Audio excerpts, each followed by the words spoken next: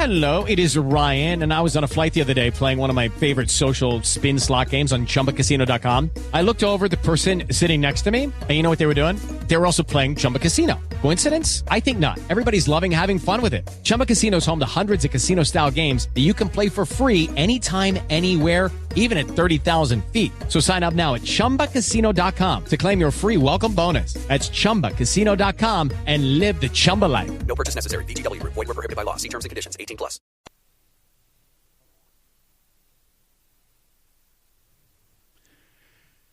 Hello and welcome. It is Erick Erickson here, the Erick Erickson Show. And my gosh, there is a ton of news happening at this very moment. Some breaking news. A man has showed up at Brett Kavanaugh's house attempting to assassinate the Justice of the United States Supreme Court. Happened last night. The news is coming out now.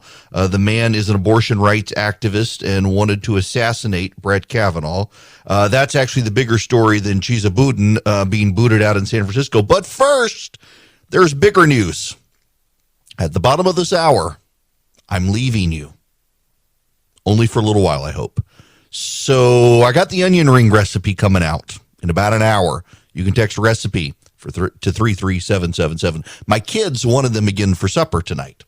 So before the show, I needed to get the onions prepped, and, well, I managed to cut off my thumb, part of it at least. I'm still bleeding. I'm on blood thinner, so I have to go get everything sutured up here in just a few minutes, but they didn't have time to get me in until 12:45. I got the bleeding mostly contained, so I could at least get the breaking news with you guys and do it live as opposed to having to give you a best of when there's a big breaking news story. But yeah, there's blood all over my hand and it's dripping, so I'm going to go here in a minute and take care of my thumb. But first, I love you guys. I want to take, they couldn't give me in anyway. Don't worry about it. It's like 5 minutes from the house. I'll be fine. It's not a ton of blood, just a little. But now to the news.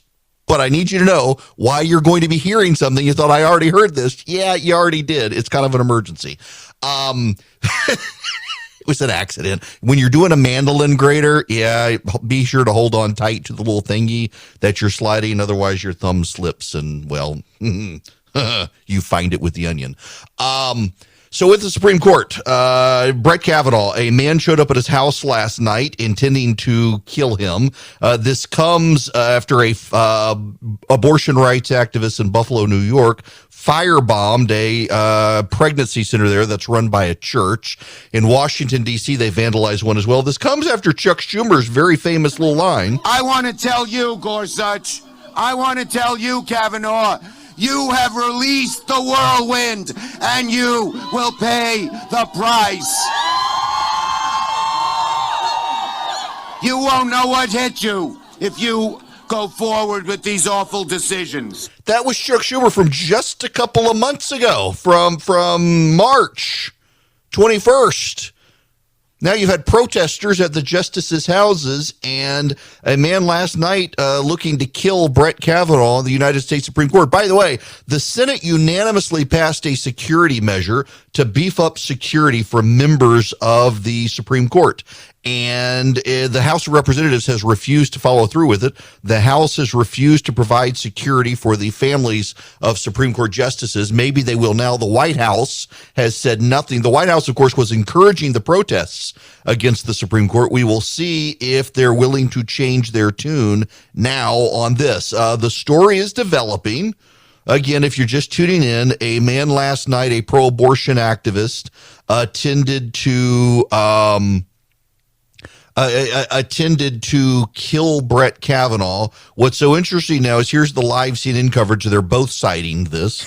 Very little detail at this point, Kate, other than to say this man is he's an adult man from California. We don't yet know what the nature of the threat was. We don't know what language the threat was or what kind of weapon this man might have had, if he had one at all, because the information at this point is just so thin. But Kate, this certainly contributes to this overall threat landscape we've been talking a lot about. The major concern here with this abortion ruling from federal officials, and they've been sounding the alarm on this for about a month, is that Supreme Court justices will certainly be, potentially targeted by violent extremists who are angered over this pending ruling that is poised to strike down Roe v. Wade. This is an extremely passionate issue. There are emotions on both sides. Federal officials have made clear over and over they believe the risk truly comes from both sides of this abortion debate. It comes from both sides. Well, it's one side showed up at Capitol. By the way, federal authorities say he had a gun. This is from the Washington Post. A man with at least one weapon. Okay, I shouldn't say gun. He has one weapon. Is in custody. To people familiar with the investigation of the leak, with the initial investigation indicates the man was angry about Roe v. Wade and angry about mass shootings. He did not make it onto Brett Kavanaugh's property, but looked suspicious and was stopped on a nearby street and confessed he was going to kill the Supreme Court justice. There you have it. And the White House, of course, has sided with the protesters and told them that they should get loud. Members of Congress have told them they should do what they need to do to stop the Supreme Court from doing this. Nina Totenberg, reporting from a source close to the justices, says that the clerks at the Supreme Court themselves are terrified. And clerks are also upset about the leak situation there. Now, we got to move on. That's all I know about the story. It's a developing story. Stick with your local radio station, wherever you might be. The top of the hour news will be updating the story as it comes forward. I also now want to move forward with the Los Angeles and San Francisco story, because was going to be the big story of the day. If you subscribe to the show notes, if you text show to 33777, you can get the show notes. Email comes out right as the show starts with all the links. And I didn't get it all done today because minus a thumb, but the story that was going to be the big story is Chesa Boudin has been booted from the San Francisco District Attorney's office. He's too progressive, even for the progressives of California. Now, what's remarkable about this, we talk about grooming kids. There's been a lot of talk about grooming kids. And the left denies this, says nobody's grooming kids. You can't groom kids.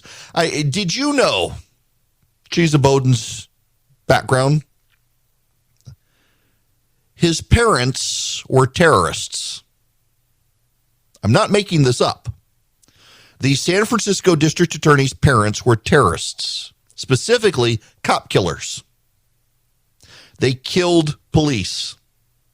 They went to prison for decades for assisting in the planning of murdering police officers. Chesa, their son, was a baby. Do you know who they left him with? The terrorists who went to jail left Chesa Boudin with another terrorist you might have heard of, Bill Ayers of the Weather Underground, also a terrorist, the man who loved Barack Obama.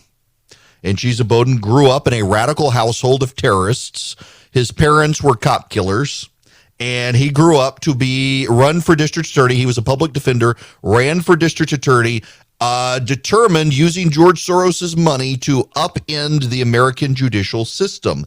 His whole idea was to stop prosecuting crimes in San Francisco based on racial statistics. Murders in San Francisco, you should know, have actually gone down. And when you listen to a lot of progressives, they say, look, the murder rate is higher in Republican areas of the country. Clearly, the Republicans are just driving this narrative, and it's not true. Except what they miss is that the problem with Chesa Boudin was not about murders in San Francisco. The problem was all the other quality of life issues that he turned a blind eye to. Stores going out of business because of the rampant shoplifting.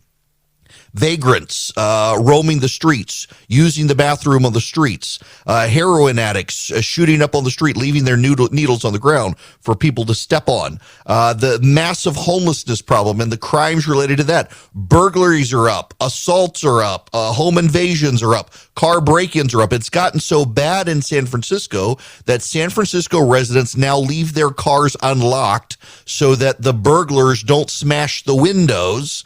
They just open the car doors and take out what they want if people leave stuff in the cars. People in San Francisco even now have trunk straps where they leave the trunks of their cars open so they're not pried open so that people can get in there to see if there's anything there they want. That's how bad it's gotten in San Francisco.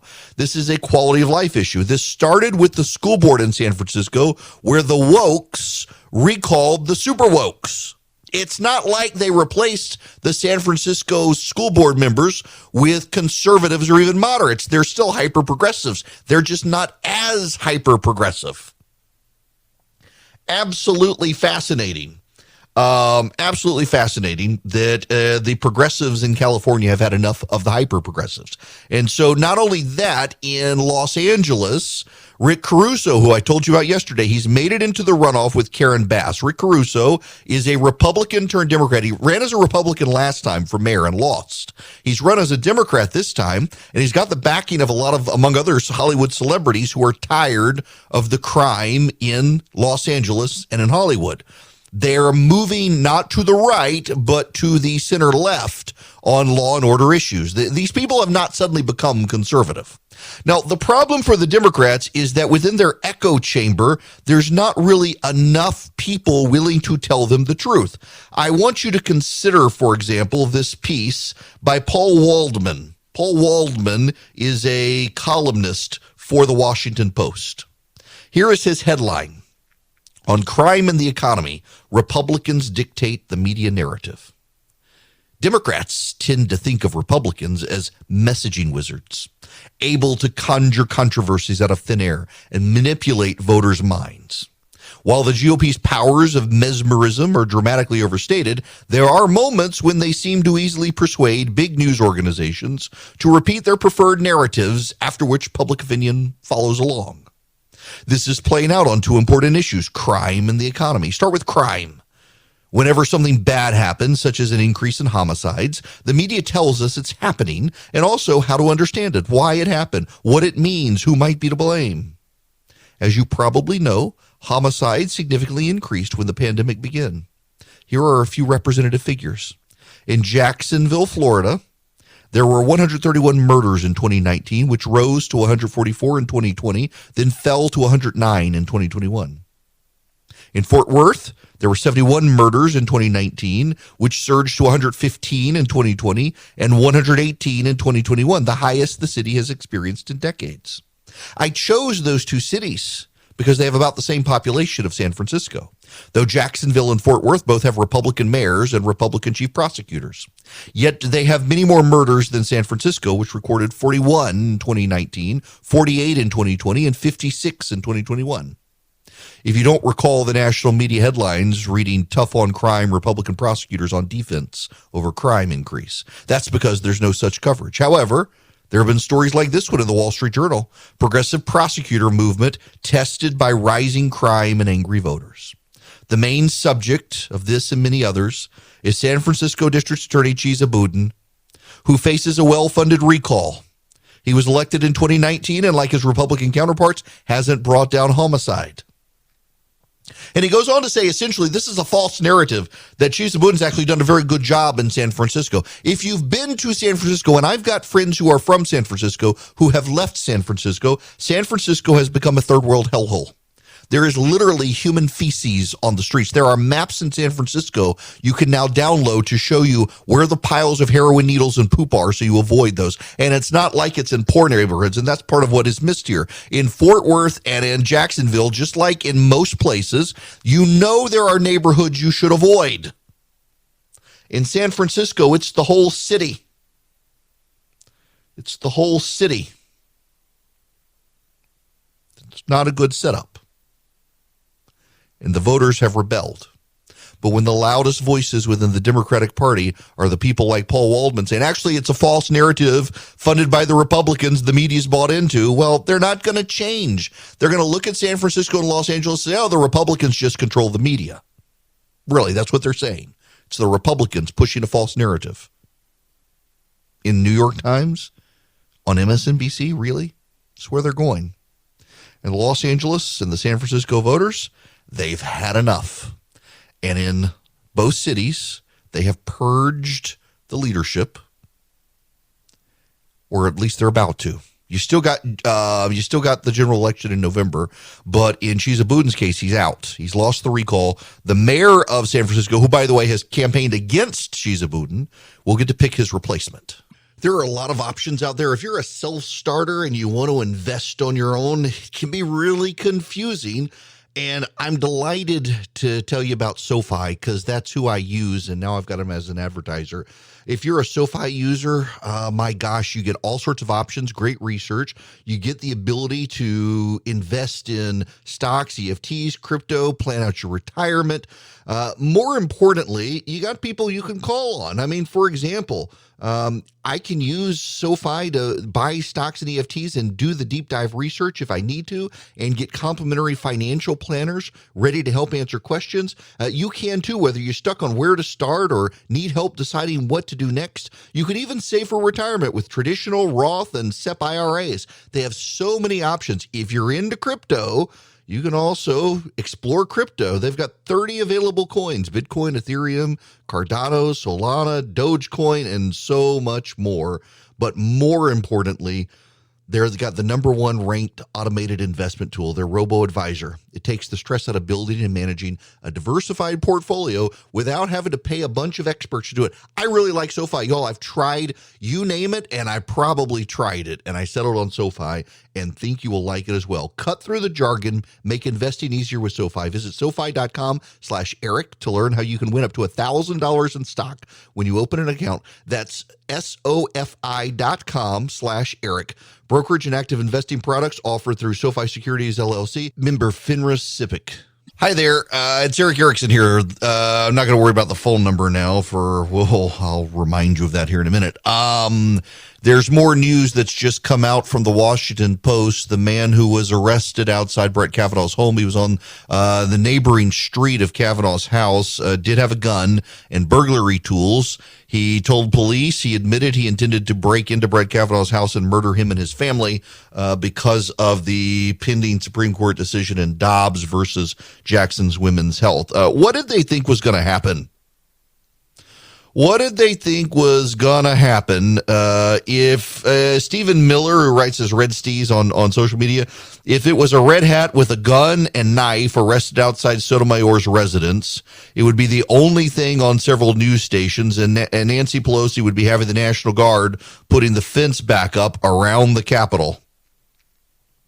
It's true. It's true. But because it's Brett Kavanaugh, and because it is possibly the end of Roe v. Wade, they're going to minimize it. Just look at the situation in Tulsa, Oklahoma. Got an affiliate there, KRMG. Man was in terrible pain after his back surgery. He went out, he bought a gun, showed up at the hospital, killed 4 people. Turns out he was black. You haven't heard as much about that story, have you? Or the shooter in the New York subway, who was black, who it turns out was charged with a misdemeanor when he should have been charged with a felony that would have prevented him from buying the gun. That story got buried very quickly.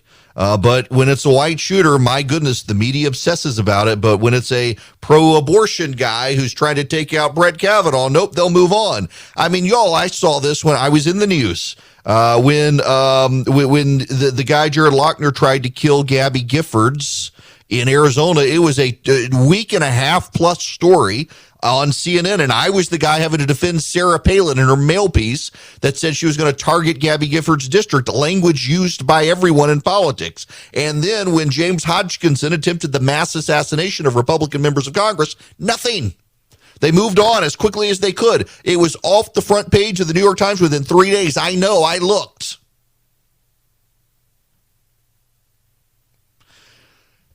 they will move on from this in a way they would not if it was a red-hatted, MAGA-hatted conservative going after a progressive.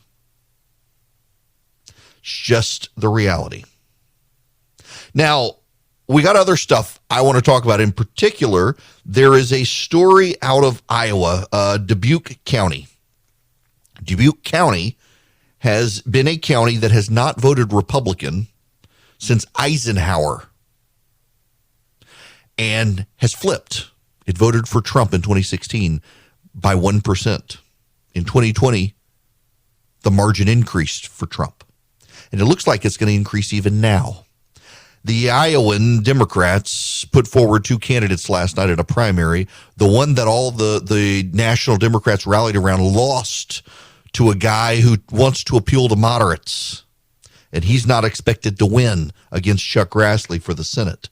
The tide is turning against Democrats in this country at a time they've told everyone demography was destiny and they were going to win, and it doesn't look that way. But before then, I got to step away. So if you're just tuning in, about 20 minutes before the show, I managed to cut off part of my thumb on a mandolin. I was slicing onions fast. My thumb slipped, took off my thumb. I've got it bandaged, but the bleeding hasn't quite stopped. So I got to go to the doctor. They're going to take care of me, and then I'm coming back. Don't plan on being gone the entire time. I've got too much stuff to talk about, and I needed to start the show. They couldn't get me until after 12:30 anyway, so I figured I could hang out with you guys. It hurts extraordinarily badly, though, and it's also I've got blood all over my hand. So I'm going to get that taken care of. Y'all are going to hear, I don't know what we're going to play, but then I'm going to come back, and we got to talk about this Dubuque, Iowa story, because it is amazing the despair the Democrats are running into at this point when they realize that blue-collar voters and Hispanic and black voters are drifting towards the GOP. I'm back. Welcome. It's Erick Erickson here. I am back from the doc. I am bandaged up, and it took a little while to stop the bleeding, but I'm here. For those of you who weren't here earlier, just before the show, I was prepping onion rings and managed to slice off part of my thumb right before the show. So I did the first 30 minutes and then had to go to the doctor. There was nothing to sew back. I mean, it was complete, like, cut off the side of my thumb. So they've got me bandaged up, though. I'm on blood thinner. It was a little messy. But now we got to get to the story. I had to get back because I had to talk about this story. I've been really, really desperate to talk about the story since I saw it late yesterday in The Atlantic, because you got to understand what's coming. We start, of course, with the voter revolt in California. It happened at a school board in San Francisco among progressive voters who thought the school board had gone too far progressive. Now the progressive voters of San Francisco have thrown out the DA in San Francisco for being too progressive. The progressives of Los Angeles are sending Rick Caruso in prime position into a runoff with progressive Karen Bass, a darling of MSNBC. And now there is what I think is the must-read of the day. If you subscribe to my show notes, you will see this story. And it is, I think, the most important story of the day. It is by Elaine Godfrey. And the headline is, "Are Iowa's Democratic Days Gone for Good?" And I gotta start the story here. I'm going to read you the first couple of paragraphs, then we got to talk about this. Megan Simpson was 3 years old when her family strapped her in a stroller and took her door knocking for the first time. She was in elementary school when she began stuffing mailers for Get Out the Vote campaigns. Every election day during the 90s and 2000s, Megan and her 5 brothers and sisters stayed home from school at the house was transformed into a staging area for the precinct. Her parents would blast Bachman-Turner overdrives taking care of business, and their living room would fill up with volunteers and stacks of walk packets. In Dubuque County, full of Irish and German Catholics and dotted with manufacturing plants, Democrats outnumbered Republicans by the thousands. There were blue-collar people, most of them white, who voted for politicians allied with unions.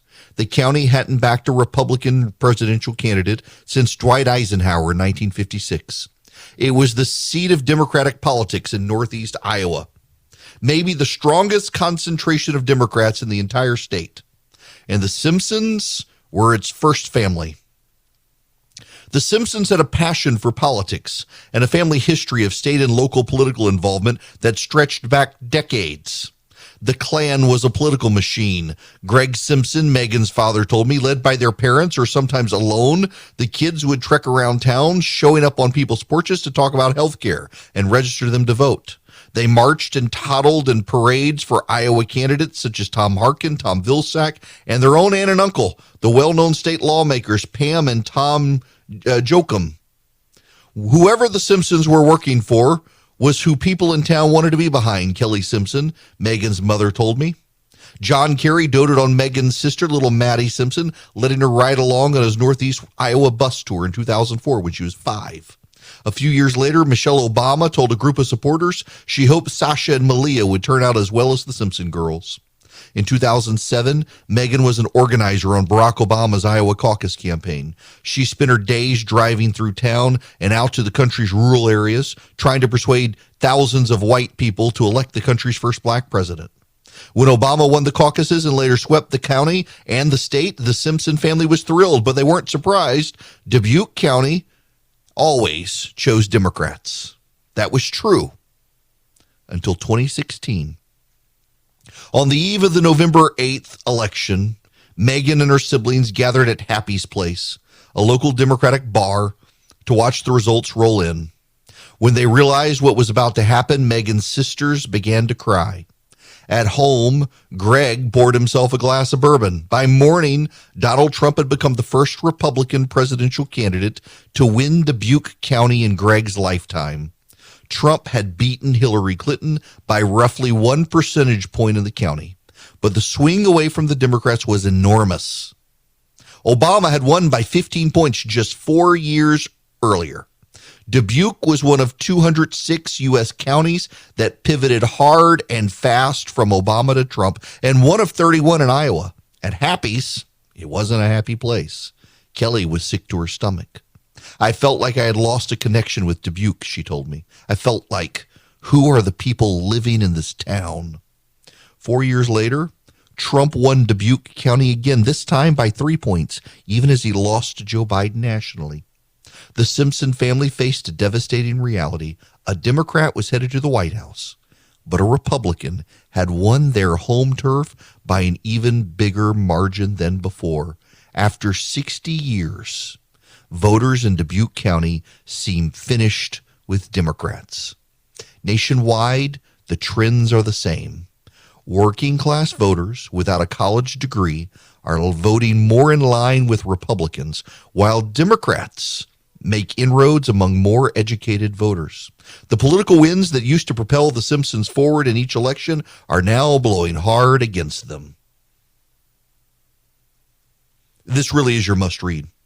The story, it goes on and on and on and on and on, and it is just a devastating look at how the Democrats have lost touch. And, of course, they throw through all sorts of canards about racial politics and the like. The Simpson family, I'll lead you with the last paragraph now. The Simpson family is now scattered across the country. Greg and Kelly are divorced. Kelly moved to Wisconsin for a job. Greg still lives in Dubuque, but he's less active in the Democratic Party than he used to be. Hannah and Allison have moved to Jackson County, Iowa. Megan is in Montana watching from a distance as her home state moves away from the Democrats. Sometimes she can't help but feel defeated. The feeling hits hardest when she's driving through Dubuque, remembering all the Central County meetings and door knocking with her sisters. It's difficult to ignore the sinking feeling that people here aren't on her side anymore. It's possible, right? That's what the trend looks like.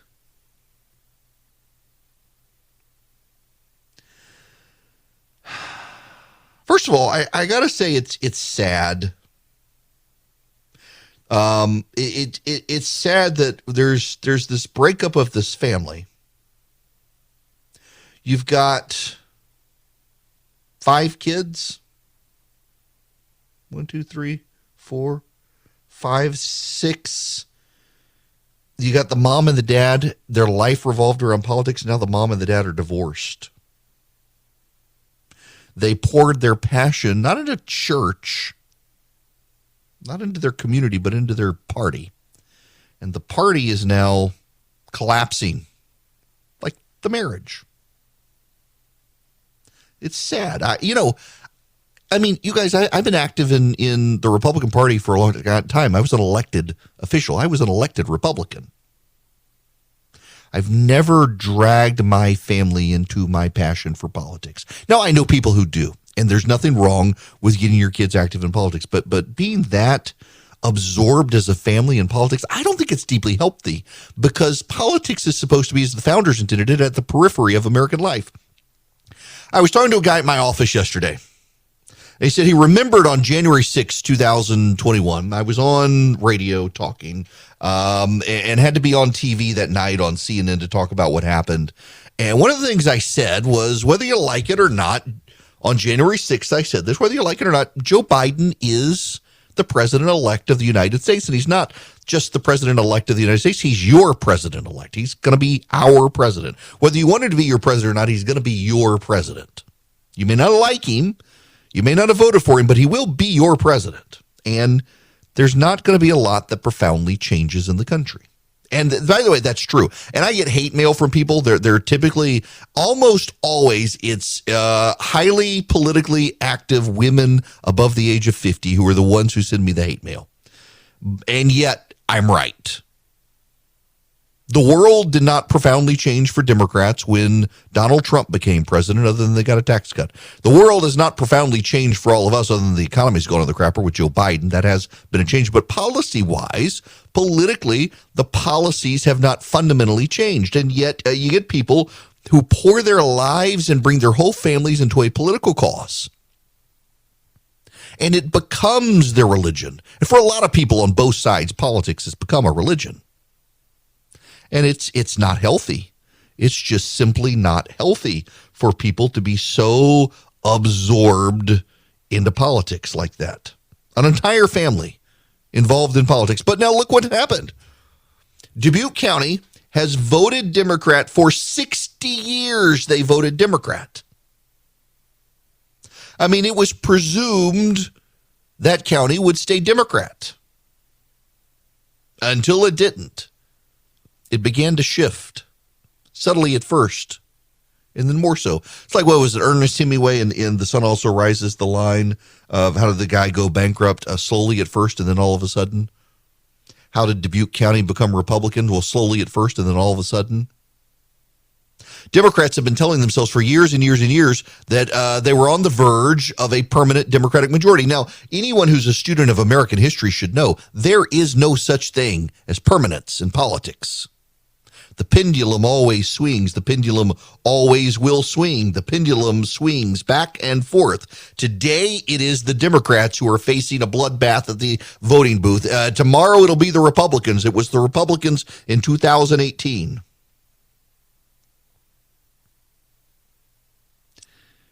The pendulum swings. In fact, both sides now, the existential crises of both parties now, if you listen to the periphery of the conversations on social media, they're both kind of fixated on how can we lock the pendulum in place. The only way to do it is to get rid of our system. It's why the Democrats are so insistent on getting rid of the Senate right now. It's why the Republicans are so insistent on ignoring the rules they don't like. Because they've got a fix in place for permanence, and there's no such thing as permanence in American politics. But here in Dubuque County, they didn't really talk about why. They talked about racial animus some. That has a lot to do with it. Of course, that's the way the Democrats explain it, except that doesn't explain Hispanic and black voters also moving to the GOP. Now, let's go to a completely separate story, and let me weave these stories together. I'm a professional. I can do this, and I'm on a painkiller right now. Not really. I'm not actually. My hand is killing me right now. They said there's really nothing they could give me. I was like, can you just inject lidocaine or something so I don't feel it? Nope, didn't do it. But two separate stories. The protester who showed up at Brett Kavanaugh's house to kill him Democratic group is out today, a progressive activist group is out today saying essentially Kavanaugh got what he deserved. They're angry, they're bitter, they're partisan, they're mad. And there's this story out of Iowa, completely separate, the loss of Iowa. The reality, however, is that these stories are kind of alike. These people have made politics their passion, and they presumed an inevitability of outcome, and when that inevitability changes, they get angry. They get despondent. But the pendulum always swings in American politics, and it may take a lot of time. The Democrats built up this entire idea that demographically they would have destiny before them. And in fact, as the demographics in the country have changed, it's actually hurt the Democrats, not the Republicans. Demography is not destiny unless you want it to be. What is destiny in this country is that there's no such thing as permanence. And the sooner both sides learn that, the better off mentally they will all be.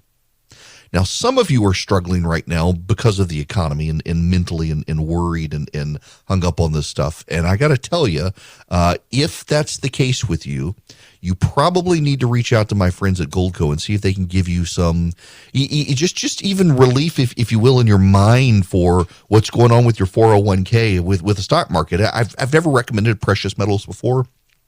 But we haven't been in this sort of economy before. And now suddenly at least not since Jimmy Carter. Now we are. We got 40-year high inflation, interest rate hikes, gas prices the way they are. You should reach out to Goldco. If you're interested in considering precious metals to kind of level out the ebbs and flows of your portfolio, they might be a good fit for you. You can call them at 855-904-5933. At least you'll get a free wealth protection kit to learn how to use gold and silver to protect and grow your money. Thousands of retirees are protecting their retirement savings. Many are getting $10,000 or more in free silver for doing it. So call Goldco. See if you qualify for their special offer, and also see if they can help you. See if they're a good fit for you. See if they can help you with the ebbs and flows of the economic turmoil we're going through as a nation right now. Maybe they can. What you do is you call them at 855-904-5933. Or if you just text Erick, E-R-I-C-K, to 33777, I'll send you Goldco's phone number.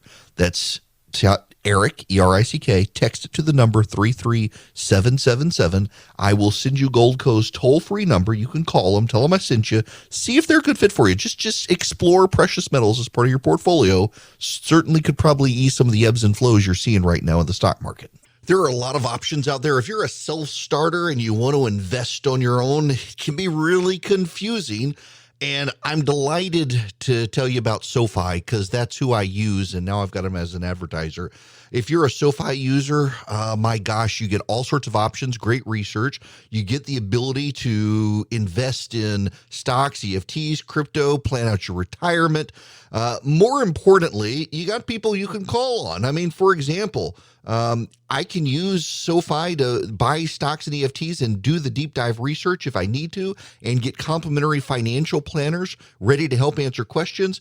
You can too, whether you're stuck on where to start or need help deciding what to do next. You can even save for retirement with traditional Roth and SEP IRAs. They have so many options. If you're into crypto, you can also explore crypto. They've got 30 available coins: Bitcoin, Ethereum, Cardano, Solana, Dogecoin, and so much more. But more importantly, they've got the #1 ranked automated investment tool, their robo-advisor. It takes the stress out of building and managing a diversified portfolio without having to pay a bunch of experts to do it. I really like SoFi. Y'all, I've tried, you name it, and I probably tried it, and I settled on SoFi and think you will like it as well. Cut through the jargon, make investing easier with SoFi. Visit SoFi.com/Erick to learn how you can win up to $1,000 in stock when you open an account. That's SoFi.com/Erick. Brokerage and active investing products offered through SoFi Securities LLC, member FINRA SIPC. Hello there. It is Erick Erickson here. So, I'm supposed to do TV tonight, and I can't fit a dress shirt over this thing. I don't know. How do you even I guess I can't take a shower. Oh my gosh. Oh well. All right. We got to move on. We got other stuff happening out there today. The phone number here is 877-973-7425. If you would like to call in and be a part of the program, you are more than welcome to. Now, we got to move on to the other stories. We're continuing to follow the development of the Supreme Court situation. and also of the decisions from the Supreme Court. There are a lot of Supreme Court decisions that are coming down. I mentioned this the other day, and if you subscribe to the show notes email, you would have seen that the New York Times actually has a pretty big profile of the big ones. We got the abortion case coming. We've also got 2 religious liberty cases coming. One of those religious liberty cases is about whether or not a coach can pray if he works for a public school. Can he pray? This is the case involving the high school football coach near Seattle. He lost his job after praying on the 50-yard line at the end of his team's game. He argued that doing so was a matter of religious freedom. The school district contended he was essentially pressuring team members into participating despite a lack of evidence. One kid felt pressured, but admitted that no one actually pressured him. That's a problem.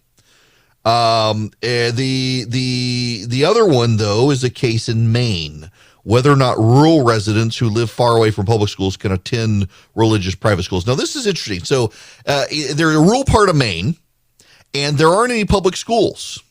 So what the state does in those rural parts of Maine, they give taxpayers tax credits and vouchers to be able to pay the cost of private school, but they will not allow the parents to use that money for religious schools, only secular private schools. I suspect we're going to see them side with Christian parents there. Those are some of the big cases. There's also West Virginia versus EPA, and that's a climate change case on whether or not EPA can enact regulations that apply to power plants, multiple power plants, instead of individually regulating each one. Now I'm reading from the New York Times here. The broader area of law is administrative law. It's been a top priority of the Federalist Society. Federalist Society members often argue that government agencies should not be permitted to impose regulations Congress has not specifically enacted. Now, that's kind of a misstatement, obviously, from the New York Times. What they actually mean is that EPA regulators should not be able to regulate in areas that Congress has not specifically allowed them to regulate. And I think the Supreme Court's going to go on a conservative role here. It's going to be good. Hello there. It is Erick Erickson here. The phone number is 877-973-7425. So I had to go to the doctor this morning. It's just standard routine appointment. But can I just ask a question for those of you in the medical community? They emailed me all the forms online. I went to a website. I put in all the information. I sent them copies of my insurance card. I did all that in advance. And then they sent me in the mail a paper packet, and I had to fill out all the paperwork. And if I didn't fill out the paperwork and give them the paperwork, I couldn't have gone to the appointment. But I answered all those questions on a website for them. Why the heck do you have to do that twice? Why do you have to do it paper anyway? And you should know, I have terrible handwriting. I have genuinely terrible handwriting. And they want me to fill out these forms. I filled them out online, and yet I had to redo it all when I got there. Well, actually, they sent it to me in advance, and I had to type everything or handwrite everything. It just makes no sense to me. In any event, we'll move on. I want to play you some audio since Charlie took the time to cut it up before I cut my finger off. I want to play you some audio. Couple of things. This flashback on Joe Biden and who to blame on gas prices. It is well over $3 a gallon in most of our constituencies, and we're paying that money, in my view, because we lack an energy policy. That was Joe Biden during Trump's administration. Blaming the lack of an energy policy. And now, well, here comes Secretary Granholm. Have we seen any sign of more production? It's been tough getting the Saudis to move, and we've got tense relations there. We're not doing well with Mexico either. They're still involved with Russia and OPEC+. So our foreign policy is still, a work in progress, let's say, and a lot of difficulty. What about the domestic suppliers? And what about drilling on some of the lands they already have? Yes, it's a great question. And yes, they are. The president in his first year in office gave out more drilling permits for oil and gas producers than even the last administration did in either the first, second, or third year. So they've got a lot of permits. So she's blaming the oil companies for not doing enough. And then here's Secretary of Commerce Raimondo. What is actually still on the table, though, to bring gas prices down at this point? Because the president has said and made very clear that there's not much left that he can do. Unfortunately, that is the brutal reality. This is in large part caused by Putin's aggression. Since Putin moved troops to the border of Ukraine, gas prices have gone up over $1.40 a gallon. And the president is asking for Congress and others for potential ideas. But as you say, the reality is that there isn't very much more to be done. Don't you love that line? That's the line that they've hit on now, Secretary Janet Yellen. With respect to energy, the administration has done everything that they can to bring down energy costs, for example, through an historic release of 1 million barrels a day from the Strategic Petroleum Reserve, and energy prices, gas prices, while very high, have risen a lot. They would be higher without that. But Putin's war in Ukraine is having impacts on energy and food prices globally. So it's Putin's blame, and there's nothing else they can do. One last soundbite here. One last is the new White House press secretary, who is one of the worst press secretaries I think I've seen since Scott McClellan. We understand that people are feeling this. They're feeling the increase of prices, which with food in particular right now, and gas. That is something that we understand. What I'm trying to say to you is that the economy is in a better place than it has been historically. And so we feel here at this administration, and other experts as well, is that we feel that we are in a good position to take on inflation. We are in a good position to really start really working on lowering prices. We leave that piece to the Federal Reserve. They have the monetary policies to deal with to have the best tools to make sure that we bring down inflation. That's the pain that the American family is feeling. And so that's what we're saying. What we're saying is that we were in a different place a year ago, and now we are in a much better place economically, but there's still work to do, and we understand that. Aha! You got that? Where there's work to do, but we're in a better place. That's now the spin here from this White House. Y'all, we got a lot of problems. And one of the big problems here is that there is something this White House could do to lower gas prices. And I need to put this in perspective. You got to understand this. You've got to understand this. There is something this White House could do to lower gas prices.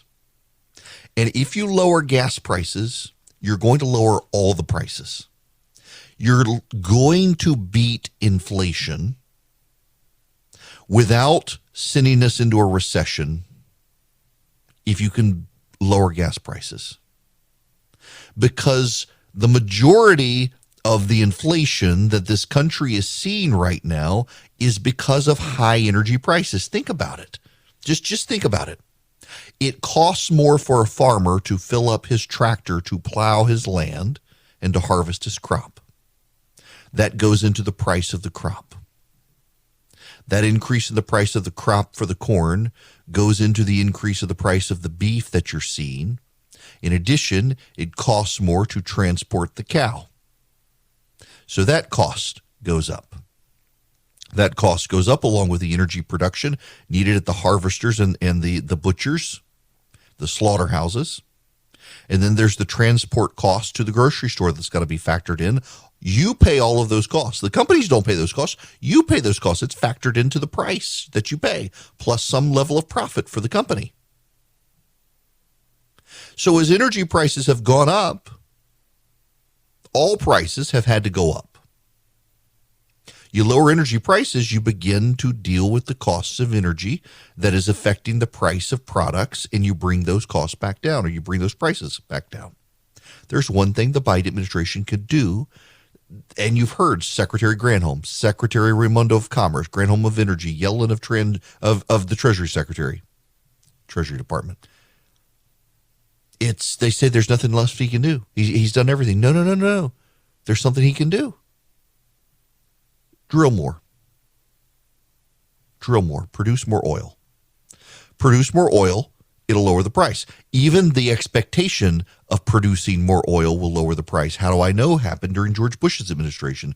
George Bush announced during extremely high gas prices that he was going to expand production out of the Gulf of Mexico. The next day, the price of a barrel of oil went down.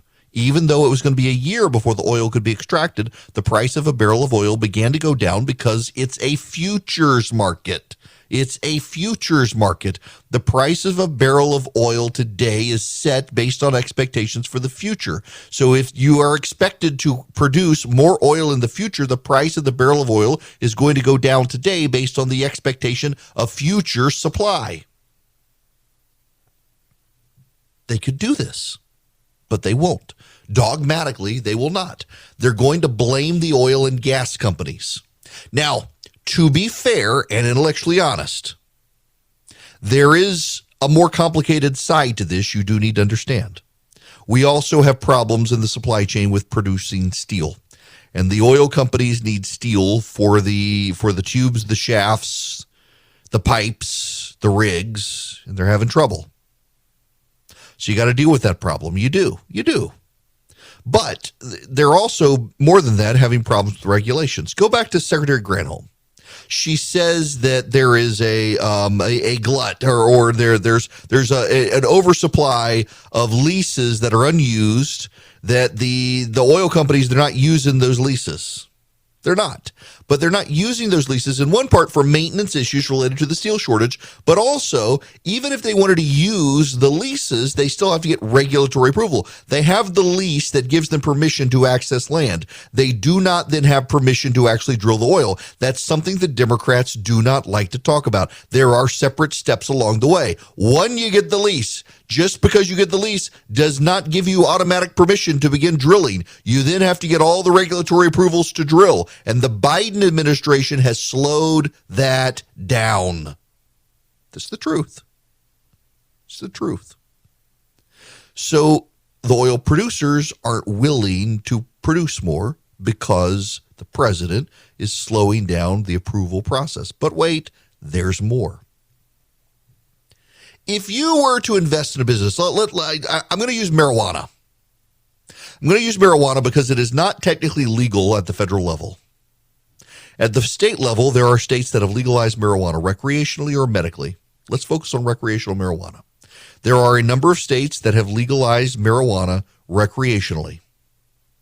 Now, Republican presidents, Donald Trump, Democratic presidents, Obama and Biden, have basically declared at the state level, go for it. At the federal level, we're not changing anything, but go for it. At the state level, experiment, knock yourself out, get high. What do you think investment would do in and by the way, it's slow to invest because you can't use banks. They're trying to change the laws. You got to use other financial entities to help get a marijuana business off the ground in these states. But they know that the federal government isn't coming after them. What do you think would happen to the investment in the legal marijuana market in the states if the federal government said, you know what, this is illegal. This is illegal under federal law. We're going to crack down now. We're going to shut you down. We're going to put you out of business. You're breaking the law. You can't sell marijuana. What do you think would happen to legal investment in the marijuana industry? The entire investment in the marijuana industry right now is premised on the federal government not cracking down, is premised on the states being able to allow this to happen because they know the feds are not going to come in and start raiding businesses, shutting them down, and taking their money. If the feds did that, what do you think would happen? The illegal investment would shut down overnight. And you know what? You're dealing with a illegal narcotic. Whether you believe it should be or not, it is an illegal narcotic at the federal level. They would shut it down overnight. Legal investment would dry up. It would all go out of business. Now, let's pivot to oil and gas. It's a legal business. It is legally funded. It is stock in those companies are sold on the stock market. But you have exactly the opposite for the marijuana market. It's legal, but you have the leader of the free world declaring he intends to wipe out the industry. He intends to bankrupt it and drive it out of business. If you're an investor, where are you more likely to invest these days? Companies that sell marijuana or companies that produce oil? The stock market suggests right now still oil companies because of legalities and the ability to trade stock on the stock market and stuff, but not for too much longer if Biden keeps doing this. Joe Biden, the leader of the free world, the president of the United States, has declared war on oil and gas. If you were an investor in an oil and gas business, why would you want to put money into leases? Why would you want to put money into drilling? Why would you want to put money into oil exploration when the president of the United States, the most powerful man on the planet, is pledging to wipe you out? There are multiple reasons gas prices are high, and all of them are directly impacted by Joe Biden. Declare a truce, say you want to support the oil and gas industry, and expedite leasing and approval processes and get the oil to the market, you will immediately begin to lower gas prices in this country. But the Biden administration and the Democrats will refuse to do that because their solution is green energy. Their solution is getting rid of oil and gas and bringing in solar panels and wind. Not nuclear, solar and wind. You're not going to power people's cars on that, and there's not enough lithium to get us all in the batteries, but that's what they're going to claim. And as a result, you're going to keep paying gas prices that are exorbitantly high, and the entirety of the Obama administration is going to tell you, yeah, there's nothing we can do, because they don't want to admit there's one big thing they could do, but the environmentalists would hate it. Now, your home environment is important as well. And if your home environment has smelly odors, noxious odors, mildew, mold floating in the air, pollen and dirt, well, you can clean the air with the Eden Pure Thunderstorm. The Eden Pure Thunderstorm is an air purifier, and it's filterless. You just swipe it out on occasion. You don't have to get a subscription. You can get 3 of them for less than $200 by going to EdenPureDeals.com and put in the discount code ERIC3 right on the front of the website. Go to EdenPureDeals.com. On the front of the website, you'll see discount code box, and you put in ERIC3, ERICK3, and you will get 3 Eden Pure Thunderstorms for less than $200. Normally, each one's over $100. You're going to get 3 of them for less than $200. That's an incredible deal. You're going to save $200. You're going to get free shipping. You're going to get one for upstairs, one for downstairs, one for your basement or your car, your RV. I keep one in my suitcase. When I travel, if the hotel is musty odor, I can take care of it with Eden Pure Thunderstorm. You can too. EdenPureDeals.com. The discount code is ERIC3, ERICK3. Get them to your house, free shipping, save $200, get 3 of them. You'll be happy. They really do work. They eliminate odors, and they also clean up the air. EdenPureDeals.com, the discount code ERIC3. Hi there. It is Erick Erickson here. Too late to take phone calls. That's all right. I'm continuing to make my way through all the stuff Apple unveiled this week, but we're going to have these Supreme Court cases. I will, look, they tend to come out before I get on air. That'll at least give me time to digest them as they come out. But I want to pivot and prepare you again for tomorrow night, because I'm sure we'll spend some time talking about it on Friday. You got the January 6th committee from the House tomorrow night. Live on TV at 8 p.m. Fox is being bullied because it's going to cover it on Fox Business. It's not actually going to cover it on Fox News. I don't care, but man, a lot of people in the media do. I've gotten an extraordinary amount of hate mail in the last 24 hours for the monologue I started my show with yesterday. And I said in that monologue, the beginning of the show yesterday, that nobody really cares. The only people who care are the hardcore partisan progressives and people who live within 100 miles of Washington, D.C., who are pundits on television. They care greatly. Nobody else does. I've gotten extraordinary hate mail from people. And, for some people, you can figure out who these people are, and you can tell that They're people who, as I predicted, are people who are listening up in Washington. We can have a large number of listeners on the live stream, and they're all talking heads. They're partisan. I got an email from a friend of mine who's in a newsroom in Washington who vehemently disagrees with me and says it's improper for Fox not to cover this. It's a big deal, and shame on me for saying people don't care about it. But I'm telling you, it's true. People don't care about it. What's so amazing here is that we've got a would-be assassin shows up at the house of a Supreme Court justice. We've got protesters coming after the Supreme Court justice. We've got fire bombings of a pro-life pregnancy center in Buffalo, New York. And they want you to care about January 6th. They want you to care about the lawlessness of people who were unsuccessful in storming the United States Capitol and pay no attention to a man who just wanted to assassinate Brett Kavanaugh. And also, you've got left-wing activist groups excusing it. We have violence beginning to take over people on the left. And people on the left in the media are like, oh, yeah, look at these crazy gun owners. Look at these January 6th insurrectionists. You got to look at the whole picture, people. And part of the problem here is that the media can't bring itself to look at the violence growing on the left. It's not just in abortion, it's the environment as well. You've got increasingly more people there turning violent. I've been telling you about this. We're seeing it in real time. I'll talk to you guys tomorrow. Hello, it is Ryan, and I was on a flight the other day playing one of my favorite social spin slot games on ChumbaCasino.com. I looked over at the person sitting next to me, and you know what they were doing? They were also playing Chumba Casino. Coincidence? I think not. Everybody's loving having fun with it. Chumba Casino is home to hundreds of casino-style games that you can play for free anytime, anywhere, even at 30,000 feet. So sign up now at ChumbaCasino.com to claim your free welcome bonus. That's ChumbaCasino.com and live the Chumba life. No purchase necessary. VGW. Void where prohibited by law. See terms and conditions. 18+.